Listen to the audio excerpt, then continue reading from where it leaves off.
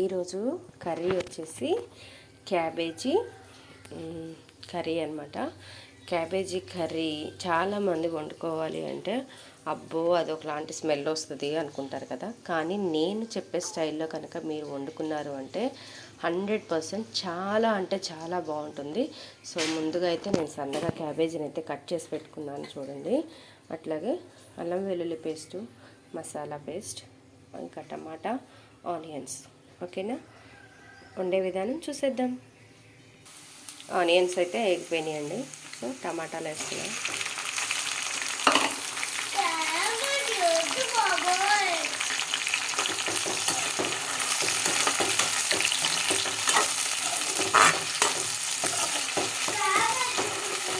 మా వాళ్ళకైతే రోజు కూరలు ప్రతిదీ అది వద్దు ఇది వద్దు ఏది వద్దు, కానీ క్యారేజీలు కట్టాక మాత్రం కమ్మగా తింటారు. వండేటప్పుడు పొద్దున పూట ఇడ్లీ అయినా అట్టయినా ఏది చేసినా గొడవే. మా వాడితో మహా దారుణంగా గొడవ పెట్టుకుంటాడు. చికెనే రోజు ఒక కోడిని ఎలాడదీస్తా.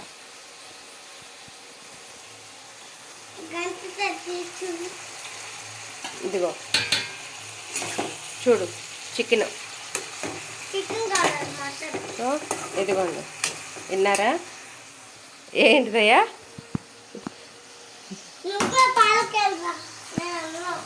సరే, అదనమాట సంగతి. మా వాడికి రోజు చికెన్లు, నాన్ వెజ్లు, మటన్లే ఉండాలి. ఏం చేస్తాం, వండే ప్రతి కర్రీ నాన్ వెజ్ స్టైల్లో వండేసి మా వాళ్ళని అలా మెప్పిస్తానమాట. సో ఈ స్టైల్లో మాత్రం క్యాబేజీ కర్రీ అయితే చాలా అంటే చాలా బాగుంటుంది. టమాటాలు అయితే కొంచెం మగ్గుతున్నాయి కదా. ఇప్పుడు కొంచెం పసుపు, కొంచెం ఉప్పు అయితే వేసేసుకుందాం. ఉప్పు పసుపు అయితే వేసేసాను. రుచికి సరిపడా ఉప్పు, మనము వండుకునే ఎంత కూర వండుకుంటున్నాం ఏంటి అన్నది మనకు ఒక ఐడియా ఉంటుంది కాబట్టి ఆ క్వాంటిటీకి సరిపడా కనుక ఉప్పు మనం ముందుగానే వేసుకుంటే కూరలు అద్భుతంగా ఉంటాయి. ఇది ఒక చిట్కానే అండి. ఎందుకు అంటే చాలకుండా ఉప్పు మనం వేసుకున్నాము అంటే కూరలు చప్పగా ఉంటాయి, ఉప్పు ముక్కకు పట్టక అలా ఉంటుంది కదా. మనం సరిపడా ఉప్పు మనం ఒక ఆలోచన ప్రకారం కనుక మనం చేసుకున్నాము అంటే ఉప్పు సరిపడా ఉంది అంటే మాత్రం 100% గ్యారెంటీగా కర్రీ అయితే సూపర్ ఉంటుంది. మనం సరిపడా ఉప్పు వేయినప్పుడు మాత్రమే ముక్కలు సరిగ్గా ఉడకక, ఉప్పు సరిగ్గా పట్టక, ఉప్పు కారాలు పట్టక అలా ఉంటుందన్నమాట. మనం అన్ని ఉప్పు కారాలు సంపాడాల్లో వేసాము అంటే మాత్రం 100% చాలా బాగుంటుంది. సో ఉప్పు వేసాను కదా. అలాగే ఇప్పుడు నేను కొంచెం అల్లం వెల్లుల్లి పేస్ట్ కూడా వేస్తున్నాను. ఒక స్పూను, ఒక హాఫ్ స్పూన్ కూడా వేస్తున్నాను.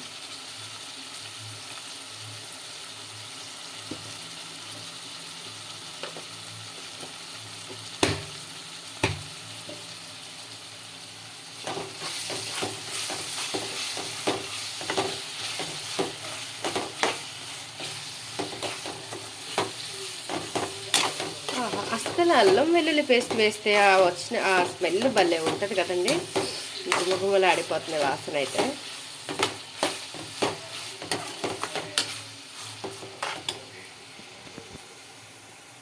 ఇప్పుడైతే గరం మసాలా పేస్ట్ కూడా నేను ఇందులో యాడ్ చేస్తున్నాను. సో ఈ గరం మసాలా పేస్టు తర్వాత రుచికి సరిపడా కారం, ఇవన్నీ కూడా కొంచెంసేపు నూనెలో మగ్గనిద్దాం. నేనైతే 2 స్పూన్ల కారాన్ని అయితే క్యాబేజీ కర్రీకి వేస్తున్నాను. ఇదిగోండి 2 స్పూన్ల కారం అయితే వేసేసాను. సో మూత వేస్తున్నాను. ఒక్క 5 నిమిషాలు అలా ఆవిరికి మగ్గనిద్దాము కారాన్ని అయితే. 5 నిమిషాలు అయిపోయిందండి. కారం మగ్గిందో లేదు చూద్దాం. చూసారా, కారం కూడా ఆయిల్లో ఉడికి ఎంత బాగా కనిపిస్తుందో. సో ఇదే టైంలో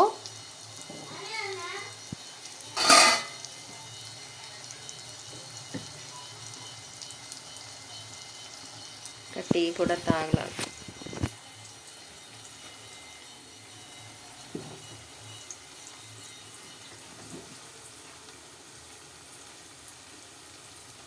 క్యాబేజీని అయితే వేసేస్తున్నా.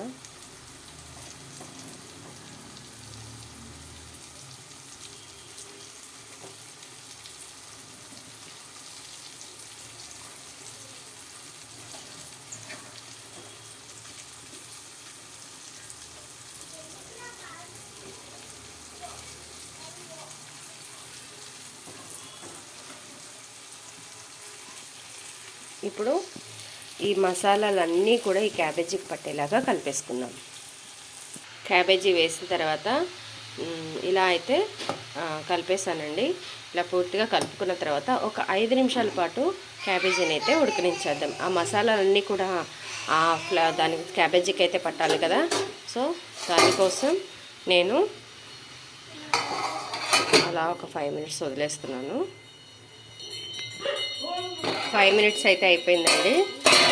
సో ఇప్పుడు కూర అడుగంటకుండా ఒక్కసారి మనమైతే శుభ్రంగా దీన్ని కలిపేసుకుందాం. చూడండి, ఇప్పుడే అడుగంటే ప్రాసెస్లో ఉంది.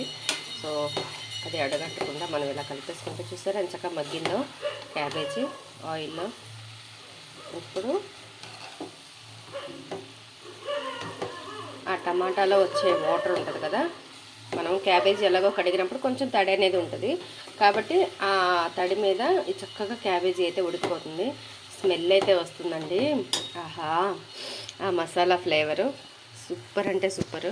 మా వాడైతే మటన్ కర్రీలా ఉందంటున్నాడు స్మెల్. ఇందాక విన్నారుగా మీరు కూడా. అదనమాట మనం వేసిన మసాలా ఫ్లేవర్ అంతా.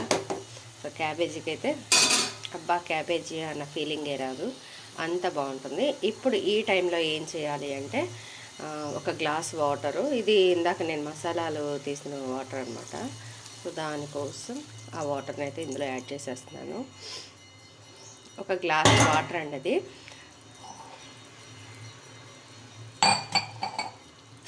ఈ వాటర్ పోసి పూర్తిగా 10 నిమిషాలు, ఖచ్చితంగా 10 నిమిషాలు అయితే కర్రీ ఉడకాల్సిందే. అలా ఉడికితే మసాలాలన్నీ కూడా ముక్క మెత్తబడి ఇంకా బాగుంటుంది పట్టి, చాలా అంటే చాలా బాగుంటుంది. మా వాళ్ళకైతే సాయంకాలం కంపల్సరీ చపాతీ చేయాల్సిందే క్యాబేజీ కర్రీ అయితే. 10 నిమిషాలు అయిపోయిందండి. కర్రీ ఎలా ఉందో చూద్దాం. ఆహా, గుమగుమలు సూపర్ అంటే సూపర్ స్మెల్ అయితే వస్తుందండి. ఇప్పుడు నేను కొంచెం హై ఫ్లేమ్ అయితే తగ్గించేసుకుంటున్నాను, స్లిమ్లో పెట్టేశాను. ఇప్పుడు కర్రీ అయితే కలిపేసుకుంటున్నాను. నేను అనుకున్న కన్సిస్టెన్సీలో అయితే కర్రీ వచ్చేసింది. సో చూసారా ఎంత బాగుందో కదా కర్రీ. స్మెల్ అయితే అద్దరిపోతుందంటే నమ్మండి. ఇప్పుడు ఫైనల్ టచ్ ఇచ్చేద్దాం కొత్తిమీరతో.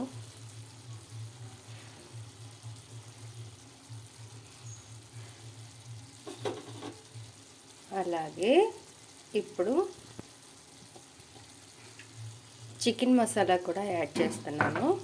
లైట్గా పైన చల్లుతాను అనమాట. గుమగుమలు అయితే అదిరిపోతున్నాయండి. చికెన్ మసాలా అయితే వేసాను. ఈ మసాలా వేసిన తర్వాత ఒక 5 మినిట్స్ అలా సిమ్లో ఒక 5 మినిట్స్ మాత్రం ఉడకనిద్దాం. ఇంకా కర్రీ రెడీ. సో నేను కూడా ఈలోపు క్యారేజ్లో అయితే పెట్టేశాను మా పిల్లలకి. మా వాళ్ళు అయితే టిఫిన్ చేసేస్తున్నారు. సో 5 మినిట్స్ అయిపోయిందండి. సో కర్రీ అయితే ఎలా ఉందో చూసేద్దాం. ఆహా, ఫ్లేవర్ అయితే అద్దరిపోతుందంటే నమ్మండి. నిజంగా అంటే నిజంగా చాలా బాగుంది సువాసన. ఎంత బాగుందంటే వాసన మాత్రం ఆహా, ఇప్పుడే తినేయాలన్నంత ఆశగా ఉంది నాకైతే. అంత బాగుంది వాసన, చాలా బాగుంది స్మెల్ అయితే. కాకపోతే కొంచెం లైట్గా చప్పిడి వాసన వస్తుంది. నాకు కొంచెం ఉప్పు చాలేదు అనిపిస్తుంది. సో లైట్గా సాల్ట్ అయితే వేస్తాను.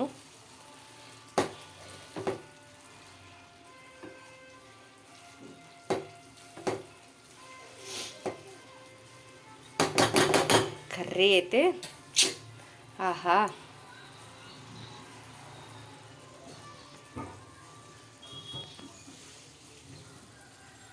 అద్దరిపోయిందంటే నమ్మండి. ఇప్పుడు నాకైతే కొంచెం సాల్ట్ తగ్గినట్టుగా స్మెల్ అయితే వస్తుంది. సో ఆ సాల్ట్ చల్లేసి దించేసుకుంటాను. సో నా వీడియో కనుక మీకు నచ్చినట్లయితే లైక్ చేయండి, షేర్ చేయండి, సబ్స్క్రైబ్ చేసుకోండి. మర్చిపోకుండా గంట సింబల్ అయితే కొట్టేసేయండి. అట్లాగే నేను చెప్పిన స్టైల్లో మీరు కర్రీ వండుకొని చూసి కర్రీ ఎలా ఉందో చెప్పేయండి. ఓకేనా? మీ కామెంట్స్లో తప్పకుండా నాకు చెప్పండి. Thank you for watching.